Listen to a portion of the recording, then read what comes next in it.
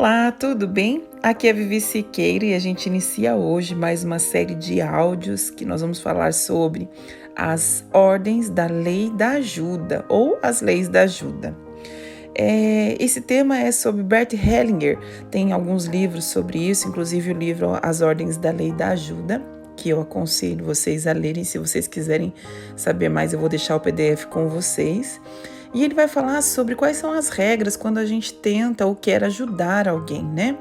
Ele diz que um bom ajudador somente ilumina o caminho.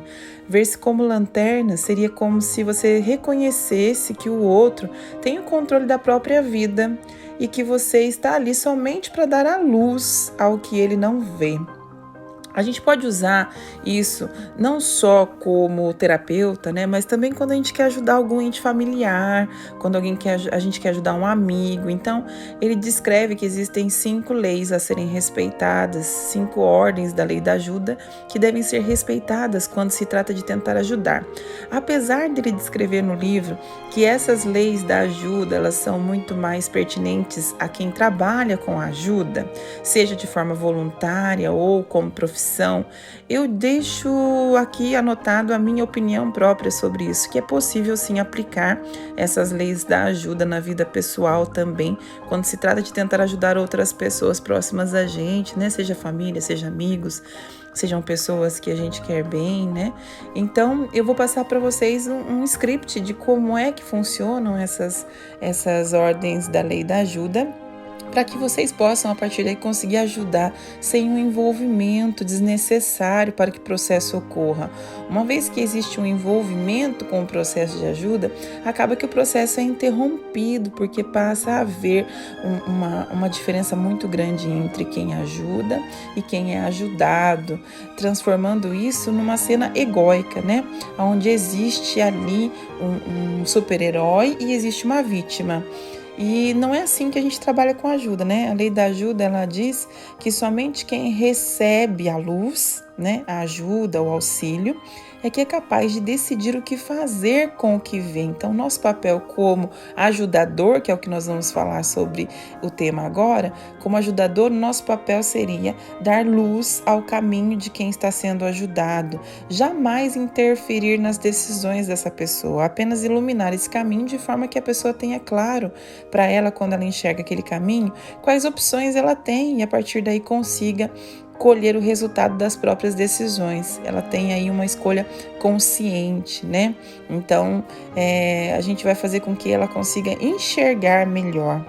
Há um limite claro de até onde nós, como ajudadores, podemos ir. E você, se for ajudar alguém na sua vida também, vai ter um limite claro de até onde você pode ir. Também um bom ajudador não tem as expectativas quanto aos resultados da sua ajuda, né? A gente ajuda sem gerar uma expectativa de um retorno, sem pensar que a pessoa vai fazer o caminho X ou Y, né? Ele deixa o caminho livre para que cada um possa decidir e viver a sua decisão. Então, um bom ajudador, ele consegue deixar o caminho livre para que essa pessoa possa viver essa decisão dela, né?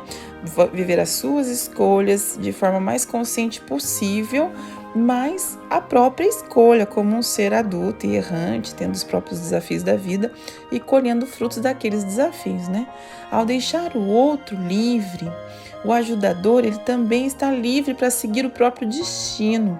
Ao aprisionar o ajudado, o ajudador também se torna prisioneiro da ajuda e totalmente responsável, inclusive, pelo caminho que traçou para o outro, né?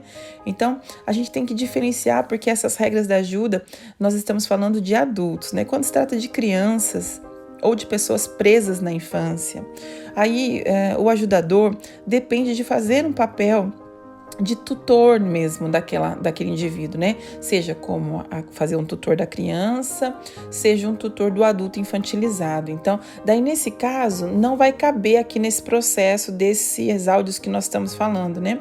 Eu tenho pacientes, por exemplo, que chegam muito infantilizados e a partir dos processos infantilizados, a gente precisa tutoriar, ser tutor desse paciente, fazer a vez do pai e da mãe, criar processos de elos, para depois conseguir conseguir ir soltando essa ajuda, mas sempre deixando claro para ele que é um processo, né? Que não vai ser para sempre que será assim, que ele tem capacidade sim, e outras coisas que nós vamos falar nos outros áudios, tá? Então, se você consegue deixar livre o outro, terá também como mérito a liberdade, clareando o caminho e o campo de visão do outro, mas ao mesmo tempo respeitando a decisão dele de como é que ele quer viver, né?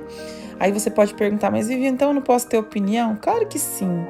Claro que você pode ter opinião, ter o próprio julgo, né? Quando se trata da sua vida, você pode. Você pode ter os seus valores, a sua forma de ver o mundo, as suas crenças, mas não pode sugestionar o outro a sua própria visão. Sugestionar, eu diria, impor ao outro qual é a sua visão. Se ele te pergunta qual é a sua visão, você pode até dizer, mas a sua visão cabe de acordo com a sua lente, com o seu mundo, com a sua própria história. Então, quando você percebe que isso ocorre, então, se você sentir que você não é capaz de não dar a sua opinião como forma de imposição ou único caminho, você deve, então, interromper o processo de ajuda e voltar-se a si, para que assim você possa então aprender para si mesmo o que o outro te representou naquele momento, evoluir dentro de si aquilo, o que deseja evoluir no outro, para depois poder assim, depois que percorrer esse caminho, ajudar o outro, né? Aquele que tem dentro de si as próprias limitações, deseja também limitar o outro. Dar-se aí, então, o motivo de não aceitar o externo e impor opiniões já feitas com base na própria história pessoal, marcada pelo próprio ego, tá? Então, essa série sobre as ordens da lei da ajuda, de Bert Hellinger, ela é mais do que uma série sobre ajuda ou como ajudar alguém, seja como pessoa comum, como terapeuta. A gente vai falar mais também sobre a presença do ego nos estágios de ajuda, né? A ajuda é uma arte, é uma habilidade de saber como, sobretudo, fazê-la, né? Precisamos saber como fazer a ajuda para não se deixar envolver. Então, essa é a nova série, eu espero que você goste. A gente vai agora colocar o primeiro áudio da série, que são 5 regras da lei da ordem da ajuda, ok? Beijo, fique com Deus, até mais.